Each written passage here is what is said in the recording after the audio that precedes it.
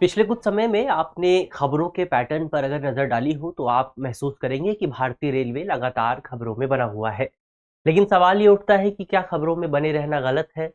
तो बिल्कुल भी गलत नहीं है। गलत है गलत वजहों से खबरों में बने रहना। अगर आप खबरें देखते हैं तो आपने देखा होगा कि भारतीय रेलवे लगातार अपनी दुर्घटनाओं की वजह से चर्चा में रहता है। तो आज इस वीडियो में हम इसी विषय को थोड़ा सा और विस्तार से समझने की कोशिश करेंगे। हम जानेंगे कि भारत में वर्तमान समय में रेलवे में दुर्घटनाओं का ट्रेंड क्या रहा है और इसके अलावा रेलवे जो है किन समस्याओं से गुजर रहा है। मेरा नाम है अक्षय और आपका स्वागत है दृष्टि आईएएस चैनल की इस नए वीडियो में। इसी नोट के साथ वीडियो की शुरुआत करते हैं और सबसे पहले एक बार वीडियो की रूपरेखा को समझ लिया जाए, यानी कि वीडियो में हम कौन से इंपॉर्टेंट पॉइंट्स पर डिस्कशन करने वाले हैं। तो सबसे पहले यहाँ पर हम खबर को एक बार देखेंगे, खबर में जो जनरल चीजें हैं उनको समझने की कोशिश करेंगे। फिर भारत में रेलवे दुर्घटनाओं का ट्रेंड कैसा रहा है, उस ट्रेंड को समझेंगे। कब कितनी घटनाएं रिकॉर्ड होती हैं उन पर बात करेंगे, कौन सी बड़ी घटनाएं रिकॉर्ड हुई हैं उनको भी देखेंगे।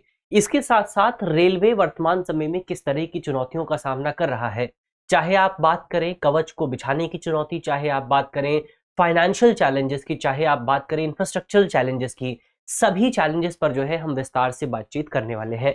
फिर अंत में आपके लिए एक प्रश्न भी होगा जिस प्रश्न का जवाब आपको कमेंट बॉक्स में देना है। और इसके अलावा ये जो पूरा टॉपिक है आपका जीएस पेपर 3 से जुड़ा हुआ है और आप इसे इंफ्रास्ट्रक्चर, जो कि आपका इंडियन इकोनॉमी का एक सेगमेंट है, इस टॉपिक से जोड़ करके देख सकते हैं। चलिए इसी नोट के साथ वीडियो की करते हैं शुरुआत। लेकिन उससे पहले आपके लिए एक सूचना ये है कि अगर आप यूपीएससी एग्जाम की तैयारी कर रहे हैं और आप चाहते हैं कि आपको एक बेहतर और स्ट्रक्चर्ड तरीके से गाइडेंस मिल सके, तो आप हमारे जो कोर्सेज हैं उनको ज्वाइन कर सकते हैं। इसमें अगर आप देखें तो आपका हिंदी माध्यम का करोल बाग का जो कोर्स है उसका फाउंडेशन बैच जो है वो 13 नवंबर से शुरू होने वाला है और वहीं इंदौर का जो फाउंडेशन बैच है वो 11 नवंबर से शुरू हो रहा है। तो अगर आप इनमें से किसी भी बैच को ज्वाइन करना चाहते हैं तो आप सेंटर पर विजिट कर सकते हैं। इसके अलावा अगर आप ऑनलाइन जानकारी चाहते हैं तो आप हमारे नंबर पर भी हमसे संपर्क कर सकते हैं। नंबर को नोट कर लीजिए, नंबर है 8750187501। तो इस नंबर पर आपको संपर्क करना है, तमाम जानकारियां यहाँ पर आपको मिल जाएंगी। चलिए बढ़ते हैं आगे। सबसे पहले खबर अगर देखी जाए तो जो सबसे रीसेंट घटना हुई है वो हमें असम में देखने को मिली है, जहां पर अगरतला लोकमान्य तिलक एक्सप्रेस के 8 डिब्बे जो हैं वो आपके पटरी से उतर गए हैं। लेकिन अच्छी खबर ये रही कि इसमें से बेसिकली आपका इस पूरी घटना के दौरान एक भी हताहत की घटना आपको देखने को नहीं मिली, एक भी यहां पर व्यक्ति की मौत नहीं हुई, जिसको आप अच्छी खबर मान सकते हैं। इससे पहले अगर आप देखें तो 11 अक्टूबर को बेसिकली चेन्नई के पास एक जो यात्री ट्रेन थी वो बेसिकली एक खड़ी मालगाड़ी से पीछे से टकरा गई थी। इस दुर्घटना की वजह से भी किसी की मौत नहीं हुई थी, वो भी एक अच्छी बात थी। लेकिन खराब बातें ये है कि ये दुर्घटनाएं हो रही हैं, वही बेसिकली यहाँ पर रेलवे पर एक बड़ा सवाल पैदा करता है। पिछले कई समय में अगर आप देखें तो रेलवे में बहुत बड़ी बड़ी दुर्घटनाएं देखने को मिली है, जिसमें जो सबसे बड़ी दुर्घटना रही है वो आपको 2023 में, जून 2023 में देखने को मिली थी, जहां पर बालासोर में एक दुर्घटना की वजह से, रेलवे एक्सीडेंट की वजह से 275 लोगों को अपनी जान गंवानी पड़ी थी। तो ऐसे में इन तमाम घटनाओं की वजह से रेलवे में सुधार, रेलवे के ऊपर जो है सुधार को लेकर के बहुत ज्यादा दबाव आ गया है और इसके साथ ही रेलवे और भी कई समस्याओं से गुजर रहा है, जिन समस्याओं पर बात करना इंपॉर्टेंट है। तो सबसे पहले हमने यहाँ पर खबर को एक बार देख लिया है। खबर के बाद अब रेलवे में दुर्घटनाओं का ट्रेंड क्या रहा है उसकी अगर आप बात करें तो रेलवे की ही अपनी जो रिपोर्ट है वो रिपोर्ट रेलवे में दुर्घटनाओं के ट्रेंड को लेकर के एक पॉजिटिव चीजें बताती है। जैसे रेलवे की रिपोर्ट ही बताती है कि अगर आप पिछले कुछ दशकों में देखें तो भारत में रेलवे की दुर्घटनाओं में कमी देखने को मिली है। जैसे अगर आप रेलवे की रिपोर्ट की मानेंगे तो रिपोर्ट ये कहती है कि भारत में अगर आप 1960 के दशक में देखते हैं तो 1960 के दशक में भारत में तकरीबन आपका हर साल 1390 औसत घटनाएं जो है रेलवे एक्सीडेंट की जो दुर्घटनाएं हैं वो आपको देखने को मिलती थी। और अगर आप वर्तमान दशक की बात करें तो ये घटनाओं, ये जो संख्या है, ये 1390 की जो संख्या है ये घट करके 80 के आसपास आ गई है। अब रेलवे के अगर आप इस डेटा पर गौर करेंगे, डेटा पर अगर आप विश्वास करेंगे तो आप कह सकते हैं कि भारत में रेलवे दुर्घटनाएं कम हुई है। लेकिन इंपॉर्टेंट पॉइंट जो बहुत सारे विशेषज्ञ यहाँ पर नोट करते हैं वो ये है कि बेसिकली जब आप 1960 से 2024 को कंपेयर करते हैं, 2020 को कंपेयर करते हैं, तो ये कंपैरिजन बहुत अच्छा नहीं है। क्यों नहीं है? ये कंपैरिजन इसलिए अच्छा नहीं क्योंकि 1960 में हमारे पास वो टेक्नोलॉजी मौजूद नहीं थी, वो तकनीक नहीं थी जो कि हमारे पास 2020 में है और भविष्य में हमारी टेक्नोलॉजी सुधरने वाली है। तो वो एक बेसिकली आप एक कंपोनेंट के तौर पर वहां पर शामिल हमें करना चाहिए।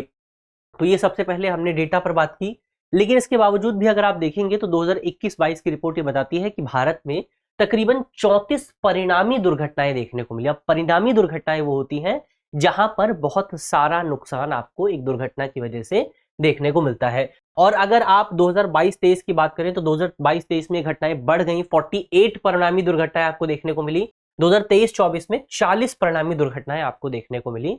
और अधिकांश जो परिणामी दुर्घटनाएं थी, यहां पर आपको मानवीय भूल एक बड़ी समस्या के तौर पर सामने, यानी कि जो अधिकांश घटनाएं रिकॉर्ड हुई वहां पर जो गलती थी वो इंसानों की थी। जैसे रेलवे का ही डेटा ये बताता है कि बेसिकली यहां पर जितनी दुर्घटनाएं हुई हैं उसमें से जो भी आपकी मानवीय भूल के कारण हुई है, इसमें से तकरीबन आपका 55.8% जो घटनाएं हैं वो रेलवे कर्मचारियों की चूक की वजह से हुई है, जबकि 28.4% जो घटनाएं हैं वो गैर कर्मचारी चूक की वजह से हुई है।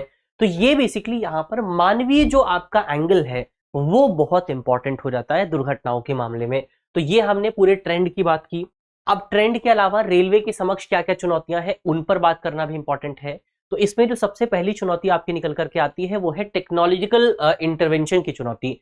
तो आप अक्सर जब भी रेलवे दुर्घटनाओं की बात होती है तो एक शब्द बहुत चर्चा में आता है, वो शब्द है कवच प्रणाली। तो कवच प्रणाली को बेसिकली रेलवे में जो दुर्घटनाएं होती हैं उन दुर्घटनाओं को रोकने के लिए डिजाइन किया गया है, उन दुर्घटनाओं से बचने के लिए डिजाइन किया गया है। लेकिन अगर आप कवच प्रणाली के विस्तार की बात करें तो रेलवे का ही डेटा ये बताता है कि वर्तमान समय में फरवरी 2024 तक के जो कवच प्रणाली है उसको रेलवे के केवल 1465 किलोमीटर रूट पर बिछाया गया है, जो कि रेलवे के कुल जो रूट है, रेलवे का जो कुल पूरा एरिया है उसका मात्र 2% निकल करके आता है। तो रेलवे ने अभी तक केवल 2% सिस्टम पर ही जो है आपकी कवच प्रणाली बिछाई है। अब आप सोचेंगे कि अगर ये कवच प्रणाली इतनी बेहतर है, अगर इस कवच प्रणाली के माध्यम से इतने एक्सीडेंट को रोका जा सकता है तो रेलवे पूरे भारत में इसको क्यों नहीं बिछाता? तो इसके पीछे की सबसे बड़ी वजह है फाइनेंस। अगर आप खर्चे की बात करेंगे तो ये जो कवच प्रणाली है इसमें हर 1 किलोमीटर पर कवच प्रणाली लगाने के लिए 50 लाख रुपए का खर्चा आता है, और हर एक लोकोमोटिव पर जो खर्चा आता है वो आता है आपका 70 लाख रुपए के आसपास। तो ये बहुत बड़ा खर्चा है, और इस खर्चे को रेलवे के पास इतने संसाधन मौजूद नहीं, पहले ही रेलवे बहुत घाटे में रहता है, उसको अभी हम आगे देखेंगे। अगले ही जो चैलेंज है वो परिचालन अनुपात को लेकर के है। तो यहां पर इस पूरी प्रणाली को बिछाना रेलवे के लिए एक बहुत बड़े चैलेंज के तौर पर सामने आ रहा है। अब दूसरा जो चैलेंज रेलवे के सामने निकल करके आता है वो चैलेंज है आपका फाइनेंशियल चैलेंज, जिसमें खासतौर पर हम बात करेंगे ऑपरेटिंग रेशो के बारे में, यानी कि परिचालन अनुपात के बारे में। अगर आप रेलवे के परिचालन अनुपात की बात करें तो ये तकरीबन आपका औसतन 97 से 98% के आसपास बना रहता है। अगर आप रेलवे के रिकॉर्ड्स को देखेंगे तो रेलवे का जो परिचालन अनुपात है 2024-25 में वो तकरीबन आपका 98.2% के आसपास है, जो कि अगर 2023-24 में आप देखेंगे तो 98.7% के आसपास था, यानी कि 2024-25 में इसमें थोड़ा सा सुधार हुआ है। वहीं अगर आप और थोड़ा सा पीछे जाएंगे तो ये 2016 में 97.8% के आसपास था, यानी और बेहतर था। लेकिन यहाँ 2016 से लेकर के 2024-25 में यहाँ पर थोड़ी गिरावट आपको देखने को मिली है। अब ये डेटा इंपॉर्टेंट क्यों है? अब आप सोचेंगे कि 98 ये 90 यहाँ पर भी ये 97 है, इसका मतलब क्या है? तो यहाँ पर इसको समझने के लिए हमें थोड़ा सा ऑपरेटिंग रेशो क्या होता है उसको समझना पड़ेगा। तो ऑपरेटिंग रेशो यानी कि परिचालन अनुपात जो है वो दर्शाता है कि कोई कंपनी अपने जो ऑपरेटिंग एक्सपेंसेस है उसको किस तरह से मैनेज कर रही है, उसके ऑपरेटिंग एक्सपेंसेस कितने बेहतर हैं। अगर किसी कंपनी का ऑपरेटिंग रेशो ज्यादा होता है तो इसका मतलब ये होता है कि वो कंपनी अपने डे टू डे खर्चे के लिए, यानी कि अपने दैनिक खर्चों के लिए बहुत ज्यादा खर्च कर रही है, और जो उसका इन्वेस्टमेंट वाला एस्पेक्ट है, रिसर्च एंड डेवलपमेंट वाला जो एस्पेक्ट है, या फिर नई मशीन लगाने का जो एस्पेक्ट है, वो उस पर बहुत ज्यादा कम खर्चा यहाँ पर आपको देखने को मिल रहा है। यानी अब रेलवे की अगर आप बात करें, हमने डेटा क्या देखा, इस बार रेलवे का जो ऑपरेटिंग एक्सपेंस है वो 98.2 रुपीज के आसपास है। यानी कि रेलवे अगर 100 रुपए कमाता है तो इसमें से 98 रुपए तो केवल रेलवे को अपने को चलाने के लिए खर्च करने पड़ते हैं। अब आप सोच करके देखिए कि अगर अब रेलवे को 98 रुपए, तो रेलवे ने 100 रुपए कमाए और इसमें से 98 रुपए तो केवल अपनी ट्रेन को चलाने में खर्च कर दिए। अब मान लीजिए रेलवे को अलग से कोई ट्रेन चलानी है, मान लीजिए रेलवे को अलग से कोई प्लेटफॉर्म बनाना है, तो पैसे कहां से आएंगे? उसके पास तो केवल 2 रुपए ही बच रहे हैं। यही बड़ी समस्या रेलवे के सामने, और यही वजह है कि रेलवे जो है अपने पूरे सिस्टम पर कवच प्रणाली को नहीं बिछा पा रहा। रेलवे लगातार पिछले कुछ समय से घाटे में बना हुआ है और इसी वजह से रेलवे को बहुत ज्यादा बजट के समर्थन की जरूरत पड़ती है। रेलवे को बजट सहायता बहुत ज्यादा चाहिए होती है, रेलवे को सरकार से बहुत ज्यादा पैसे प्राप्त करने पड़ते हैं। यही वजह है कि रेलवे के बेसिकली जो रेलवे का जो कुल राजस्व प्राप्तियां हैं, यानी कि रेलवे को जो भी रेवेन्यू आता है उसमें जो आपका एक्स्ट्रा बजटरी जो रिसोर्सेज हैं उनकी संख्या जो है वो पिछले कुछ समय में 2015-16 के आसपास ये 10% के आसपास हुआ करता था और अब ये बढ़कर के 17% हो गया है। यानी कि रेलवे का जो अपना खर्चा है वही रेलवे अपने काम से नहीं निकाल पा रहा। ये सबसे बड़ी समस्या रेलवे के सामने मौजूद है। और क्या समस्या है? और समस्या अगर आप देखें तो माल ढुलाई और बुनियादी ढांचा सबसे बड़े अड़चन के तौर पे सामने आता है। रेलवे बेसिकली अपने पूरे काम में दो तरह के काम करता है। रेलवे अपना जो पूरा जो रेलवे का ऑपरेशन है उसमें दो तरह के ऑपरेशन होते हैं। तो एक तरह का ऑपरेशन होता है जहां पर बेसिकली आपका जो पैसेंजर्स हैं उनको एक स्थान से दूसरे स्थान पर पहुंचाया जाता है, और दूसरे तरह का जो ऑपरेशन है वो है फ्रेट को लेकर के, यानी कि माल ढुलाई को लेकर के। अभी जो पैसेंजर वाला सेगमेंट है इसमें रेलवे को बहुत नुकसान होता है, लेकिन फ्रेट वाला जो सेगमेंट है ये रेलवे के लिए थोड़ा सा बेहतर है।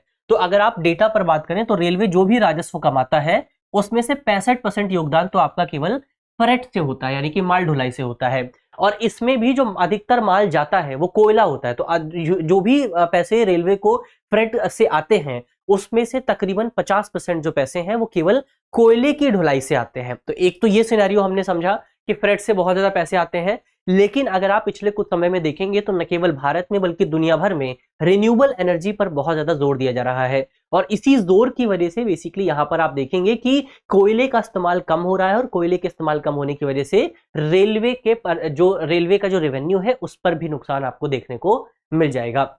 इसके अलावा जो माल ढुलाई की जब हम बात करते हैं तो भारत में बेसिकली जो माल ढुलाई के जो सेगमेंट्स हैं, बहुत सारे सेगमेंट जो है वो अपनी क्षमता से भी ऊपर जा चुके हैं। वहां पर 10 ट्रेन चलाने की क्षमता है तो उस पूरे ट्रैक पर 20 ट्रेनें चल रही हैं। तो बहुत बड़ी समस्या है। इसी को ध्यान में रखते हुए सरकार ने डेडिकेटेड फ्रैट कॉरिडोर भी डेवलप किए थे, लेकिन रिपोर्ट ये बताती है, रेलवे की रिपोर्ट ये कहती है कि भारत में अभी तक केवल जो ईस्टर्न फ्रैट कॉरिडोर है वही पूरी तरह से अपनी क्षमता में काम कर पाया है। बाकी जो शेष कॉरिडोर है वो या तो अभी योजना के चरण में है, प्लानिंग के चरण में है, या फिर वहां पर अभी आंशिक तौर पर ही काम शुरू हो पाया है। तो केवल अभी तक ईस्टर्न फ्रैट कॉरिडोर पर ही जो है आपका काम शुरू हो पाया है।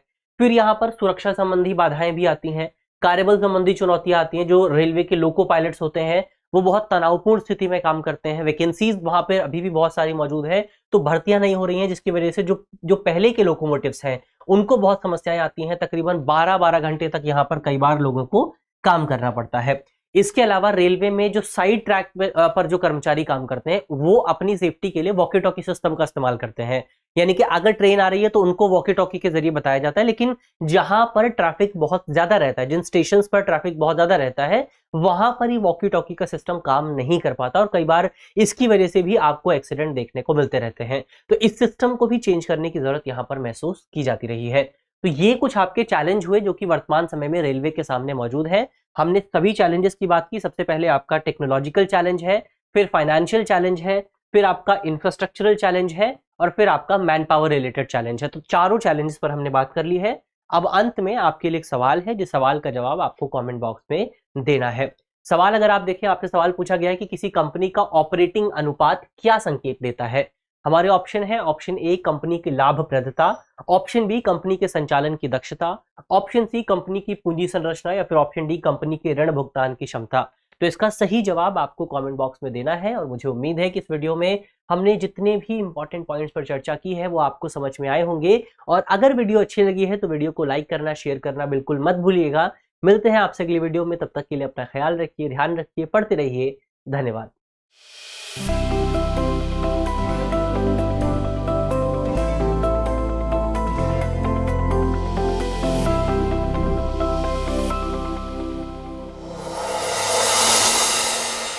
डियर व्यूअर्स, अपने एग्जाम की तैयारी को और बेहतर करने के लिए हमारे चैनल को लाइक, शेयर और सब्सक्राइब करना न भूलें।